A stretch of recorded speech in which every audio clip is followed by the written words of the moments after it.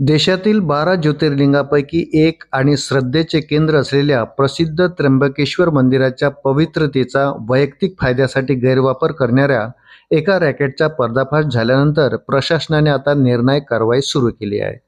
या संपूर्ण घोटाळ्याचा सूत्रधार आणि मंदिराचा विश्वस्त असलेल्या पुरुषोत्तम कडलकच्या अडचणी अजूनही सुरूच आहे. ताज्या घडामोडीनुसार धर्मादाय आयुक्तांच्या कार्यालयाने कडलकचे विश्वस्तपद रद्द करण्यासाठी कायदेशीर प्रक्रिया सुरू केली आहे. पोलिसांचा तपास आणि SITच्या तपासात हे कटू सत्य समोर आले आहे की पुरुषोत्तम कडलक आपल्या 2 भाच्यांच्या मदतीने मंदिरात VIP दर्शनाचा एक संघटित अवैध व्यवसाय चालवत होता.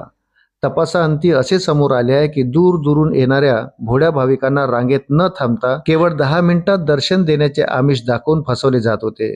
यासाठी एक विशिष्ट दरपत्रक तयार करण्यात आले होते, ज्यानुसार प्रति व्यक्ती 2000 ते 3000 रुपये आकारले जात होते. सण आणि विशेष प्रसंगी जेव्हा गर्दी शिगेला पोहोचत असे तेव्हा हा दर 10,000 ते 12,000 रुपयापर्यंत वाढत असे. कडलकचे भाचे एजंटामार्फत पैसे गोळा करत आणि थेट फोन करून VIP प्रवेश मिळवत असत. गेल्या 20 दिवसापासून तुरुंगात असलेल्या पुरुषोत्तम कडलकच्या आर्थिक व्यवहाराच्या सखोल तपासाने अधिकाऱ्यांना धक्का बसला. त्याच्या बँक खात्यामध्ये तब्बल 1,13,00,000 रुपये जमा असल्याचे आढळून आले.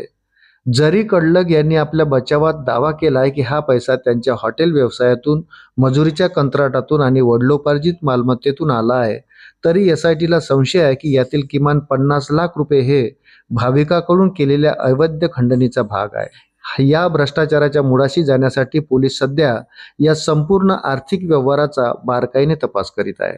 कडलक याची नियुक्ती धर्मादाय आयुक्तांच्या कार्यालयाने केली असल्याने त्याच विभागाला त्यांना पदावरून हटवण्याचा अधिकार आहे. सूत्रांनी दिलेल्या माहितीनुसार मंदिराची डागाळलेली प्रतिमा वाचवण्यासाठी धर्मादाय आयुक्त स्वतःहून कठोर कारवाई करू शकतात. कडलक हे शरद पवार यांच्या नेतृत्वाखालील राष्ट्रवादी काँग्रेस पक्षाचे अधिकारी असल्याने हा मुद्दा राजकीयदृष्ट्याही तापला आहे. विरोधी पक्ष आणि स्थानिक नागरिकांमध्ये मोठ्या प्रमाणावर संताप आहे. SITने आतापर्यंत कडलक आणि त्यांच्या पुतण्यासह 7 आरोपींना अटक केली आहे, तर इतर 2 संशयित अद्याप फरार आहेत. जिल्हा न्यायालय आणि पोलीस प्रशासन लवकरच या संदर्भात आपला सविस्तर आणि गोपनीय अहवाल धर्मादाय आयुक्ताकडे सादर करणार आहेत. त्यानंतर कडलक यांचा अधिकृत राजीनामा निश्चित मानला जात आहे.